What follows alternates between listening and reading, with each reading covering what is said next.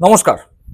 কাকতালীয়ভাবে গতকাল আমি আমার অন্য ইউটিউব চ্যানেল বঙ্গচক্ষু আপনারা যারা সেই চ্যানেলের দর্শক নিশ্চয়ই দেখেছেন, আমি একটি ভিডিও করেছিলাম যেখানে আমি বলেছিলাম যে মমতা বন্দ্যোপাধ্যায় কি ভুলে গিয়েছেন যে তিনি জননেত্রী? মমতা বন্দ্যোপাধ্যায় কি ভুলে গিয়েছেন যে তিনি স্ট্রিট ফাইটার?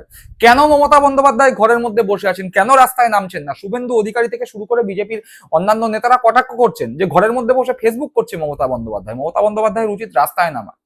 আর ঠিক কাকতালীয়ভাবে গতকালই মমতা বন্দ্যোপাধ্যায় রাস্তায় নামলেন। মমতা বন্দ্যোপাধ্যায় পৌঁছে গেলেন হালি শহরে, যেই তৃণমূল কংগ্রেস কর্মীকে পুলিশ এফআইআর এর নাম না থাকা সত্ত্বেও গ্রেপ্তার করে, যার পুলিশি হেফাজতে মৃত্যু হয় তার বাড়িতে। তারপরের ঘটনা ইতিমধ্যেই আপনারা সোশ্যাল মিডিয়া এবং নিউজ মিডিয়ায় দেখে ফেলেছেন যে মমতা বন্দ্যোপাধ্যায় সেখানে পৌঁছানোর সঙ্গে সঙ্গে কি ধরনের উত্তপ্ত পরিস্থিতি তৈরি হয়ে ওঠে। মমতা বন্দ্যোপাধ্যায়ের গাড়িতে আক্রমণ করা হয়, মমতা বন্দ্যোপাধ্যায়ের গাড়িতে কাদা ঢিল ছুঁড়ে মারা হয়, চটি ছুঁড়ে মারা হয়। এমনকি যেই তৃণমূল কংগ্রেস কর্মী নিহত হয়েছেন পুলিশি হেফাজতে, তার স্ত্রীকে মমতা বন্দ্যোপাধ্যায়ের সঙ্গে দেখা পর্যন্ত করতে দেওয়া হয়নি। তৃণমূল কংগ্রেসের পক্ষ থেকে অভিযোগ, স্থানীয় বিজেপির নেতা এবং পুলিশ নাকি আগের দিন রাতে গিয়ে সেই স্ত্রীকে, যে মৃত তৃণমূল কংগ্রেস কর্মী, তার স্ত্রীকে, তার পরিবারকে নাকি ভয় দেখিয়ে এসেছিল।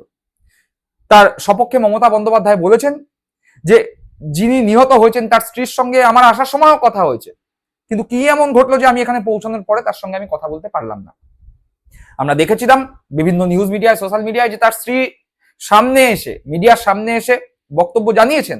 তিনি বলেছেন এটা একটা সম্পূর্ণ রাজনৈতিক চক্রান্তে আমার স্বামীকে গ্রেপ্তার করা হয়েছে। তার অতীতেও কোনো ক্রিমিনাল কেস নেই, কোনো ধরনের তার বিরুদ্ধে কোনো অভিযোগ অতীতেও ছিল না। বর্তমানে তাকে একটা মিথ্যা এফআইআর নাম না থাকা সত্ত্বেও তাকে গ্রেপ্তার করা হয়েছে। এই পরিস্থিতি আমরা দেখেছি মমতা বন্দ্যোপাধ্যায়কে ঘিরে ধরে চোর চোর স্লোগান দিয়েছে এবং বিজেপির পক্ষ থেকে যে সমস্ত নেতারা ছিলেন তারা দাবি করছেন যে সেটা নাকি জনরোষ, কিন্তু মানুষজন এই মুহূর্তে বুঝে গিয়েছে কোনটা জনরোষ আর কোনটা বিজেপির সাজানো জনরোষ। তার কারণ ঋতব্রতপন্থী তৃণমূল কংগ্রেসরা যখন 21শে জুলাই করে তাদের পারমিশন পেতে অসুবিধা হয় না। ঋতব্রতপন্থী তৃণমূল কংগ্রেসরা একাধিকবার নবান্নের 14 তলায় গিয়ে শুভেন্দু অধিকারীর সঙ্গে বৈঠক করেন, ফিসরোল খান, তখন কোনো জনরোষ হয় না। কিন্তু অভিষেক বন্দ্যোপাধ্যায়, মমতা বন্দ্যোপাধ্যায়, কুণাল, কল্যাণ, মহুয়ারা যখন রাস্তায় নামেন তখন জনরোষ হয়। তাই কোনটা জনরোষ আর কোনটা সাজানো জনরোষ সেটা এই মুহূর্তে বাংলার মানুষের কাছে স্পষ্ট হয়ে গিয়েছে। বাংলার মানুষের কাছে স্পষ্ট হয়ে গিয়েছে কি? বাংলার মানুষের কাছে স্পষ্ট হয়ে গিয়েছে মিডিয়া। পশ্চিমবঙ্গে যে সমস্ত প্রথম সারির সংবাদ মাধ্যমগুলো আছে তারা গতকালকের ঘটনা নিয়ে যেভাবে জনরোষ বলে চালালেও তাতে করে স্পষ্ট হয়ে গেছে যে বাংলার মিডিয়া এই মুহূর্তে সম্পূর্ণভাবে বিজেপির সপক্ষে, তৃণমূল কংগ্রেসের বিপক্ষে দাঁড়িয়ে খবর করার প্রচেষ্টা চালাচ্ছে এবং বিজেপিকে খুশি করবার চেষ্টা করছে। এটাও স্পষ্ট হয়ে গেছে। মমতা বন্দ্যোপাধ্যায় রাস্তায় নামার সঙ্গে সঙ্গে দুটো জিনিস স্পষ্ট। এক, মমতা বন্দ্যোপাধ্যায় রাস্তায় নামলে মমতা বন্দ্যোপাধ্যায়কে ভয় পাচ্ছে বিরোধী নেত্রী, মমতা বন্দ্যোপাধ্যায়কে ভয় পাচ্ছে বিজেপি। তার কারণ না হলে মমতা বন্দ্যোপাধ্যায় তার দলের কর্মী যিনি নিহত হয়েছেন তার বাড়িতে যাবে, তাকে ধরে কেন বিক্ষোভ করবে? আর বোঝাই যাচ্ছে যারা সেখানে বিক্ষোভ করেছে তারা সকলে বিজেপির কর্মী। সাধারণ মানুষ যে সেখানে বিক্ষোভ করেনি এলাকার কান পাতলেই শোনা যাচ্ছে। বাংলার মিডিয়ারও মুখোশ খুলে গেছে। পাশাপাশি শ্রমিক ভট্টাচার্য, মমতা বন্দ্যোপাধ্যায়ের সঙ্গে যেই ঘটনা ঘটেছে গতকালকে, মমতা বন্দ্যোপাধ্যায় গাড়িতে যে আক্রমণ ঘটেছে সেই আক্রমণের নিন্দা করতে এসে বলেছেন যে আমাদের দলের কর্মীরা কেউ এর সঙ্গে জড়িত নয়, আমাদের দল এটা সমর্থন করে না। এক্ষেত্রে শ্রমিক ভট্টাচার্যরা উপর মহলে বসে বলে দিচ্ছেন আমাদের দলের কর্মীরা এর সঙ্গে যুক্ত নয় বা আমরা বিজেপি দল এই ধরনের ঘটনাকে সমর্থন করি না। তাদের কথাটা যে শুধুমাত্র এই কথার কথা, তারা উপরে বসে এক ধরনের কথা বলছে না, নিচু তলায় অন্য নির্দেশ আসছে যে না, যেই ধরনের ঘটনা ঘটছে সেই ধরনের ঘটনা ঘটাও, তাও কালকে প্রকাশ পেয়ে গেছে। কেন? তার কারণ দিলীপ ঘোষ কি বলেছে? দিলীপ ঘোষ বলেছে যে গাড়িতে কি ফুল ছুড়বে নাকি? শুভেন্দু অধিকারীর কথাও বলতে হয়, শুভেন্দু অধিকারীও বলেছেন গাড়িতে কি ফুল ছুড়বে নাকি। যাই হোক, সেই কথা যদি সরিয়েও রাখা যায়, দিলীপ ঘোষের আরো একটি বক্তব্য, দিলীপ ঘোষ বলেছেন যে ইট ছুটছে না ভাগ্য ভালো, কেউ যদি ইট ছড়ে আমি বলবো ভালো করেছে। অর্থাৎ শ্রমিক ভট্টাচার্য একদিকে বলছেন যে এই ধরনের ঘটনা নিন্দা করি, আমাদের দলের কোনো কর্মী এর সঙ্গে জড়িত নয়, আর এদিকে দিলীপ ঘোষরা বলছেন ইট ছুড়লে ভালো হতো। সুতরাং শ্রমিক ভট্টাচার্য বলছেন আমাদের দলের কোনো কর্মী এর সঙ্গে যুক্ত নয়, কিন্তু কল্যাণ বন্দ্যোপাধ্যায় কালকে নিজের ফেসবুক পেজে পোস্ট করে করে দেখিয়ে দিয়েছেন যে কোন কোন বিজেপি নেতা কর্মী এর সঙ্গে যুক্ত ছিল, তাদের ছবি পোস্ট করে দেখিয়ে দিয়েছে। সুতরাং শ্রমিক ভট্টাচার্য যে মিথ্যাচার করছেন, মিথ্যে কথা বলছেন, তিনি বলছেন আমাদের দলের কর্মীরা যুক্ত নয়, অথচ কল্যাণ বন্দ্যোপাধ্যায় নিজের ফেসবুক অ্যাকাউন্টে পোস্ট করে বলে দিয়েছেন কোন কোন বিজেপি কর্মীরা এর সঙ্গে যুক্ত ছিলেন। সুতরাং শ্রমিক ভট্টাচার্যের মিথ্যাচার প্রকাশ পেয়ে গেল।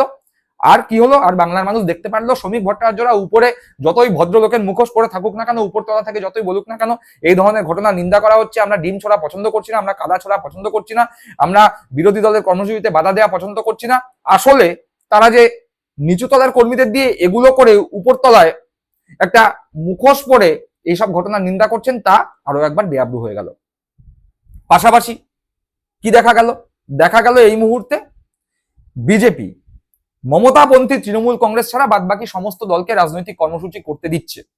সুতরাং বাংলার মানুষ আরো ভালো করে বুঝতে পারছে যে এই মুহূর্তে বিজেপির বিরুদ্ধে যদি সত্যি কোনো দল বা যদি সত্যি কোনো নেত্রী বাংলার মানুষের কথা সামনে রেখে আন্দোলন করতে পারে, সেটি মমতা বন্দ্যোপাধ্যায়। বিপর্যস্ত হয়ে গিয়েছিল তৃণমূল কংগ্রেস। যদি বিজেপি তৃণমূল কংগ্রেস মমতা বন্দ্যোপাধ্যায়কে রাস্তায় নেমে আন্দোলন করতে দিত এবং সেই জায়গায় দাঁড়িয়ে যদি আন্দোলন করার পরেও রাজনৈতিক সুবিধা মমতা বন্দ্যোপাধ্যায় বা মমতাপন্থী তৃণমূল কংগ্রেস না পেত, সেক্ষেত্রে আখিরের লাভ বিজেপির হতো। কিন্তু এই মুহূর্তে দাঁড়িয়ে মমতা বন্দ্যোপাধ্যায় এবং মমতাপন্থী তৃণমূল কংগ্রেসকে যে পদে পদে প্রশাসনিকভাবে বাধার সম্মুখীন হতে হচ্ছে, উল্টো দিকে সিপিএম বলুন, কংগ্রেস বলুন বা ঋতপন্থী তৃণমূল বলুন, তারা যে কর্মসূচি করছে সেগুলো বাংলার সাধারণ মানুষ দেখছে। ইতিমধ্যেই বাংলার সাধারণ মানুষ 3 মাসের মধ্যেই বলতে শুরু করে দিয়েছে মমতাই ভালো ছিল, সবাই লক্ষ্মীর ভান্ডার পেত, আগের সরকার ভালো ছিল। এইরকম পরিস্থিতিতে দাঁড়িয়ে বিজেপি কোথাও না কোথাও উপলব্ধি করতে পেরেছে যে বিরোধী নেত্রী হিসাবে মমতা বন্দ্যোপাধ্যায় রাস্তায় থাকলে আমাদের কালঘাম ছুটিয়ে দেবে। সুতরাং মমতাকে আটকাও, মমতাকে আটকাও, মমতাকে আটকাও। কিন্তু মমতা বন্দ্যোপাধ্যায়কে তো এইভাবে আটকানো যায় না। কেউ জানুক না জানুক, শুভেন্দু অধিকারী খুব ভালো মতো জানে। দীর্ঘদিনে মমতা বন্দ্যোপাধ্যায় লড়াইয়ের সৈনিক। অস্বীকার করার জায়গা নেই যে মমতা বন্দ্যোপাধ্যায় তৃণমূল কংগ্রেসের পতাকা হাতে যেভাবে সিপিএম এর বিরুদ্ধে লড়াই করেছেন, সেই লড়াইয়ের অন্যতম প্রধান সাথী ছিলেন শুভেন্দু অধিকারী। শুভেন্দু অধিকারীও সেই লড়াই করেছেন। তাই শুভেন্দু অধিকারী জানেন মমতা বন্দ্যোপাধ্যায়কে এভাবে আটকানো যায় না। মমতা বন্দ্যোপাধ্যায়ের বয়স হচ্ছে, সেটা অবশ্যই একটা ফ্যাক্টর, কিন্তু মমতা বন্দ্যোপাধ্যায়ের মনের জেদ কালকের ঘটনার পর কিন্তু আরো বেড়ে গেল। যেই মমতা বন্দ্যোপাধ্যায় এতদিন পর্যন্ত 4 দেয়ালের মধ্যে থেকে শুধুমাত্র ফেসবুকের মাধ্যমে তৃণমূল কংগ্রেস কর্মীদের বার্তা দিচ্ছিলেন, সেই মমতা বন্দ্যোপাধ্যায় কিন্তু গতকাল বিরোধী রাজনীতির স্বাদ আবার নতুন করে পেয়ে গেলেন। বিরোধী রাজনীতির স্বাদ পেয়ে যাওয়া মমতা বন্দ্যোপাধ্যায়কে রোখা কিন্তু খুব চাপ। আর পাশাপাশি কালকের ঘটনা শুধুমাত্র আর রাজ্যের মধ্যে সীমাবদ্ধ নেই। কালকের ঘটনা গোটা ভারতবর্ষের প্রত্যেকটি রাজ্যে দেখেছে, প্রত্যেকটি রাজ্যের মানুষ দেখেছে জাতীয় মিডিয়া, ন্যাশনাল মিডিয়া এই নিউজ দেখানো হয়েছে। এবং এই ঘটনার ফলে বিজেপি বিরোধী যে সমস্ত দল ইন্ডিয়া ব্লকে আছে বা ইন্ডিয়া ব্লকে নেই কিন্তু বিজেপি বিরোধী রয়েছে, তারা সবাই কিন্তু এই ঘটনার নিন্দা করছে। সিপিএম এর পক্ষ থেকে বিকাশ রঞ্জন ভট্টাচার্যের মতো চরম মমতা বিরোধী, মমতা বন্দ্যোপাধ্যায় চরম সমালোচক, তিনিও এই ঘটনার নিন্দা করেছেন। ফলে আগামী দিনে পশ্চিমবঙ্গের বুকে দাঁড়িয়ে বিজেপি বিরোধিতার ক্ষেত্রে বিজেপি বিরোধী সব কটা দল এক জায়গায় আসার একটা শুরুয়াত বা সূচনা গতকালকে মমতা বন্দ্যোপাধ্যায়ের সঙ্গে যে ঘটনা ঘটলো, সেই ঘটনার পরিপ্রেক্ষিতে তৈরি হয়ে গেল। এবার রাজনীতি সম্ভাবনার খেলা।